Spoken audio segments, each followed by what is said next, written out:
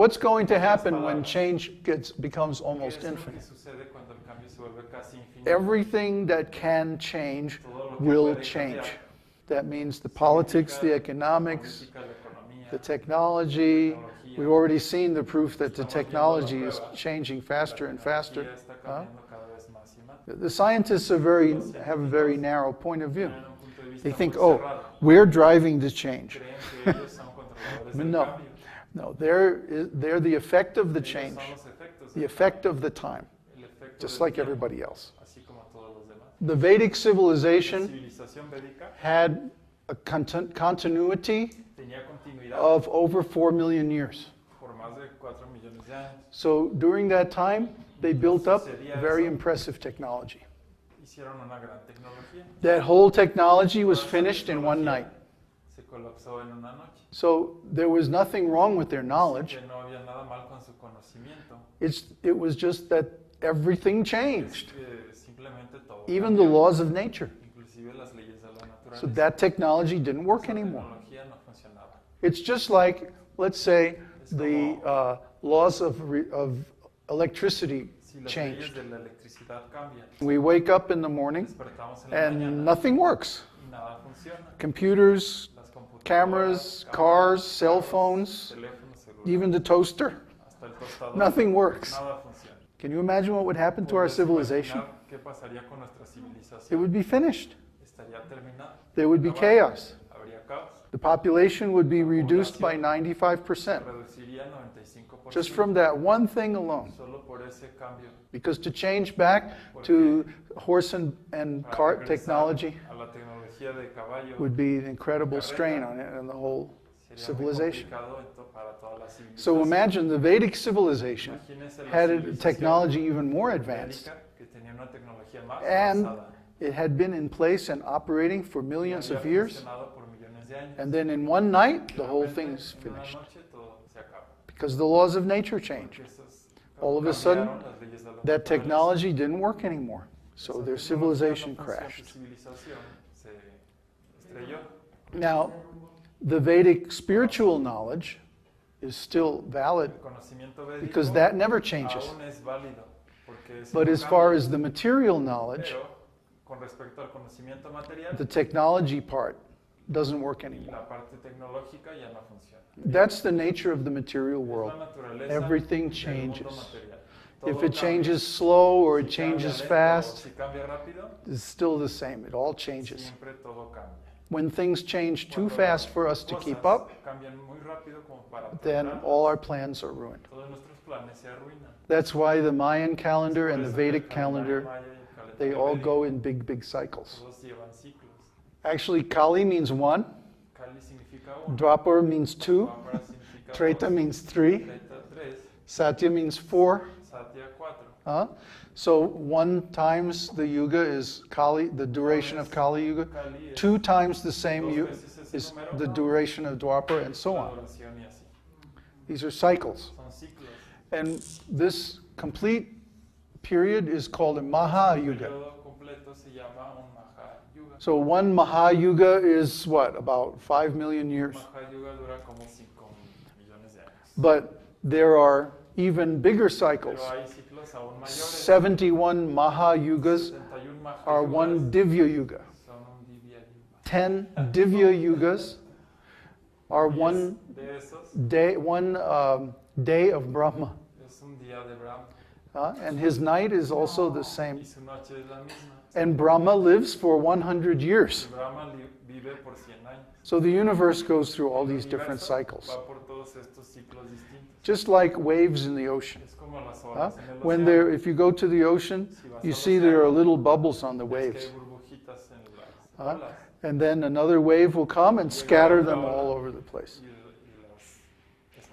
And then the bubbles try to get back together, and then the next wave comes and smashes them again. That's life in the material world. This is the law of God. It's supposed to be that way. Because if things went too smooth, we would become complacent and we would forget God. Oh, we don't need God. Everything here is so nice. It's going so smoothly. We don't need to make a big effort to find God. So God makes these changes happen by time to wake us up that this material world is not our real home. We need to go back to the spiritual world if we want real happiness. See, now, ignorant people who have no spiritual knowledge, they somehow rationalize this. Oh, we're here for experience, to gain knowledge. Well, but the ultimate knowledge is everything changes. Where is the body that I had when I was 3 years old? Where's the body that I had when I was 14 years old? Even the body that I had when I was 30 years old. It's gone. It's like it never existed. The past is, you can never get it back. And the future is not here yet. So in the material world, everything's changing. Just a question of when and how much. Some things change slowly, some things change quickly. But wherever we look, we see the same cycles of change. If you look at the bacteria in the microscope, and they're all fighting over food and territory, and the same thing's going on, just on a smaller scale.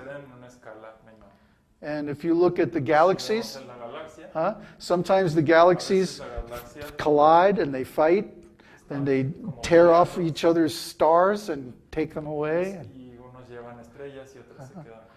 Material world is always going to change and disappoint us. It's always going to ruin our plans.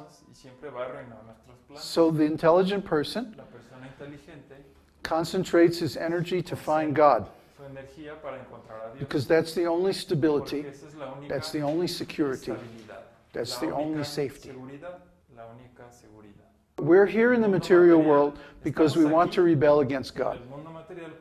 We want to enjoy, we want to control, we want to own things that actually belong to God. Like the example I made last night. If I create something, then I own the copyright. It's mine. I can do whatever I want. So God owns this world. But we don't treat the world like it belongs to God. We try to enjoy it ourselves. We say, this is mine, that's mine. This even persons. Well, this is my kid, this is my lover or whatever. See? We don't consider that all of these things and people actually belong to God. So then when God comes along and says, no, I think I want this person over here, then we suffer. Because we're attached to something that's not ours. We can't control God. And we can't control what God wants to do with His property. But we find that as soon as we decide to serve God and treat everything as His property, then there's no more of that kind of suffering. Or more than that, transferring our attachment from material to spiritual. Then our relationship with God is never interrupted.